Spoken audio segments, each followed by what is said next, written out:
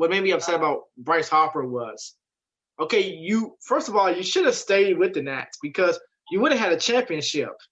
Second of all, why would you go to a team that's like our huge rival, and you know that we're actually looking to re-sign you, but you know how it is with players, they want more money, and they think that when they go somewhere else, you know what it was like. It was like Kevin. It was I love Kevin Durant.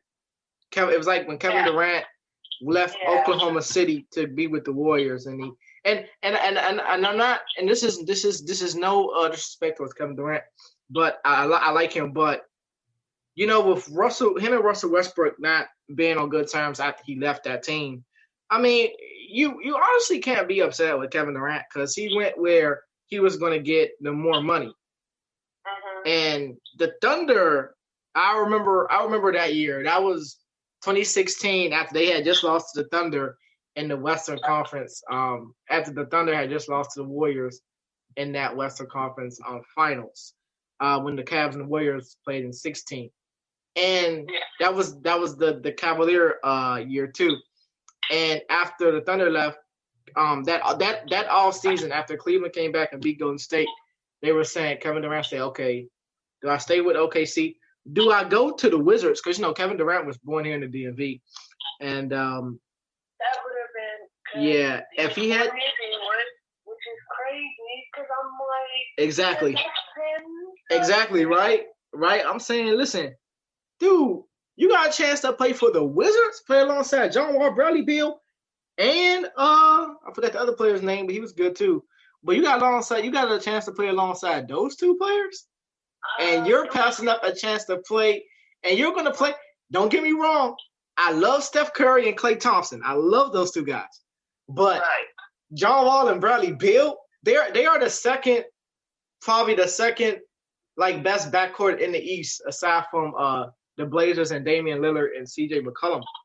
But you're passing up. I was going to say the same exact thing. Like, you really passed up on the second best backcourt duo in the East Coast. Right. How did that just happen? Right. It didn't register with me until he did go with Golden State. So I was like, this man really was like, I was really prepared for him to actually come to DC. I was too. We had John Wall, Bradley Beal. I think we had Marcin Gortat. Yep, Marcin Gortat, and we had Markieff Morris, I think, one of the Morris brothers. Yep. Yeah. I was like, dude, how did you just pass up on that? Right. Bro, what? Like, because that was actually not bad. Like that core group. Yeah. Was not bad. No, we weren't bad at all. No.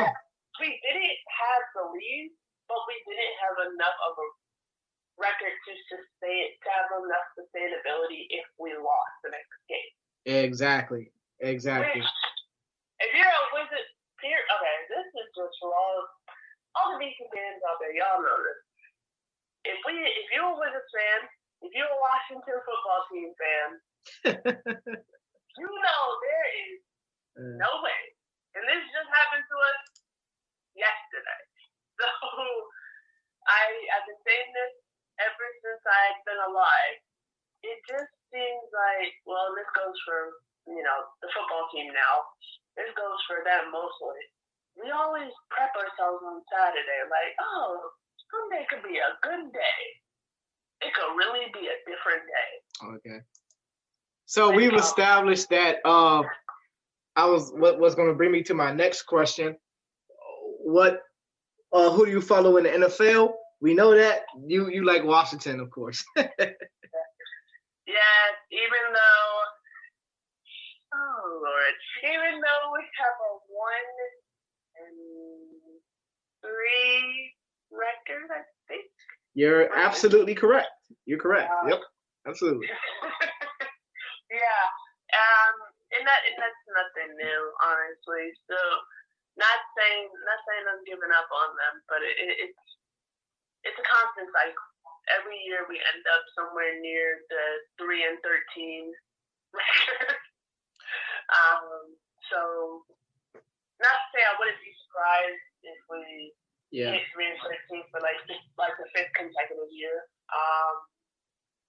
Because that's literally where we stayed. So, but yeah, again, it's a new season, so we'll just have to see. Yeah, the thing, and I'll when I have guests, guest speakers come on my show, I always ask them, okay, what's your favorite football team? Established. I had one guest who said he actually liked the Cleveland Browns. Now, granted, the Cleveland Browns they're 3-1 right now. I understand that, but back then they were losing big time, and they didn't really have a short quarterback. And I said, okay, if you like Cleveland Browns, like Cleveland Browns. But getting to your point, I would say this, and I know some people might be upset with me, but I'll say I think it's time to bench Dwayne Haskins. I mean, this guy, don't get me wrong, this guy, I mean, he's just not. I know he won the championship with Ohio State Buckeyes, but I know it's like after he left college into the pros, he just went downhill. And what I'm saying now is it's the DC quarterback curse. Literally. Yeah. It's the DC quarterback curse. Right. Every good quarterback that we get, like once they touch something Washington, whether it was back in I didn't even say the full name back then, and I'm not gonna say it now. But whether they touch a Washington jersey, the Washington field, whenever they touch Washington, everything completely goes away. It's like taking an exam that you studied for. Exactly. And then you look at the exam and everything's gone. Like, that has happened to every single person. We haven't won a Lombardi since 1993. That is ridiculous. Man. I wasn't even born then. So I was born in the fall of that year, September. Oh, I'm September in 2001 though. Oh, okay, nice. Yeah. You're absolutely right though. I mean, if you look at the quarterback since you and I have been around, the first quarterback that comes to my mind is Jason Campbell. Yeah, Jason Campbell. Okay. Yes. All right. If I'm gonna be honest, he may still be the best one that we. I think so. Yes. In the 2000s. Yes. I can say Jason Campbell. Yeah. 1999 up, I don't know, but 2000s on, Jason Campbell. Yeah. Everyone was on the Campbell train, and he came from Auburn. And here's the story of him. This guy, I believe he is the best quarterback. I'm gonna be a little down on Donovan McNabb because we had him too, but when we had him, we got the washed up version of McNabb. Right. Thank you. He spent all them years in Philly. We got him after the Eagles, and right. I knew that was going to go downhill. Right. I saw it coming in the distance. I'm like, not to say that I'm a prediction of bad or good fortune. Exactly. But this may not last long. No. And you're right. The thing is, I remember the year we got him. It was in 2010. And, okay, he had a couple of good games the first half of the season. I'm not going to lie, McNabb, he played great. In the preseason games, he played all right. And the first 2 or 3 games, we went like 2-2, 2-3. It was all right. But we got down to the wire, and our backup was Rex Grossman to McNabb. And I remember, I said, okay, you have 2. Okay, I'm not going to say Grossman was not washed up because in 2011, we won our first 2 games to beat the Giants and the Cardinals. Then week 3, we lost to the Cowboys. I remember that week correctly. We lost to the Cowboys on a Monday night with Grossman. But the first 2 games against the Giants and the Cardinals, those were pretty good games. And even with the man that we all saw yesterday, the former pick RG3, looked like this man is still throwing interceptions with the Ravens. Oh, God. RG3 looked absolutely horrible. When he came in for Lamar Jackson yesterday, I was watching the game. When he came in for Lamar Jackson yesterday, I said, really? Y'all going to put RG3 in? Really? Knowing that he's going to actually throw a couple of picks. And I was actually looking forward to actually Washington. Hear me out. I know how good Lamar Jackson is. He won MVP last year along with Pat Mahomes, MVP of the Super Bowl. But I mean, if you can't stop the run game of Lamar Jackson, yesterday Lamar Jackson he stiff armed people yesterday. He stiff armed that defense.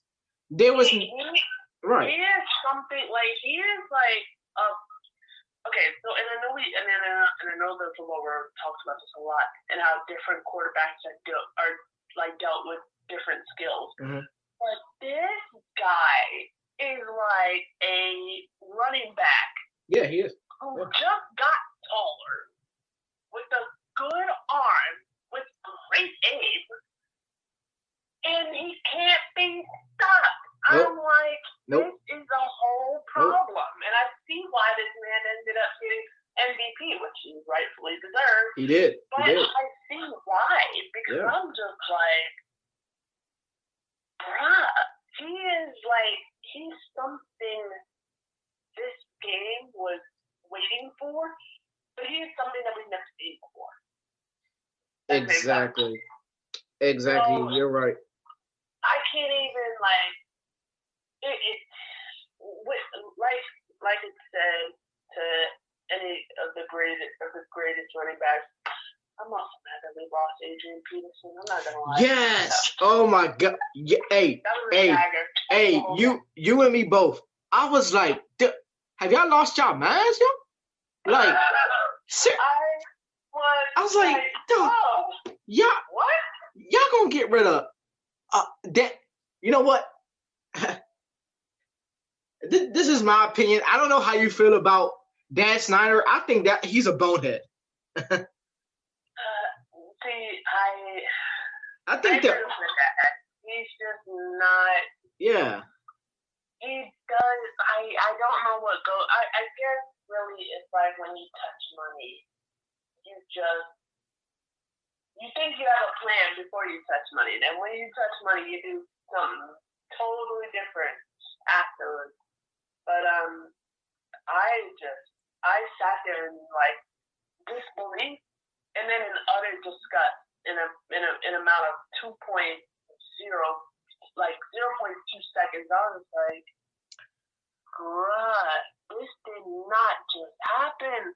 Like one of the people who has been producing on our team, but producing for the longest time in the league. Exactly. Yeah. Just left our team. Like that's the moment where I was like, yeah. Okay, we are, and that's not like that's no disrespect, but like, how do you plan for something after that? And that's where I'm like with Dan Snyder. I'm like, dude, did you think about this before you made that decision? Just ask. You know what it is? They pride themselves on going younger. Okay, listen. I don't blame you for wanting to go younger, but did you have to get rid of Adrian Peterson?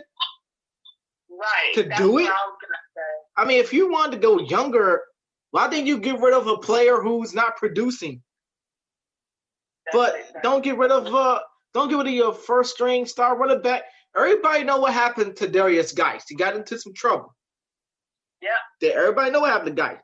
Everybody know that the other running back, Bryce Love, whatever his name is, he's on the sideline.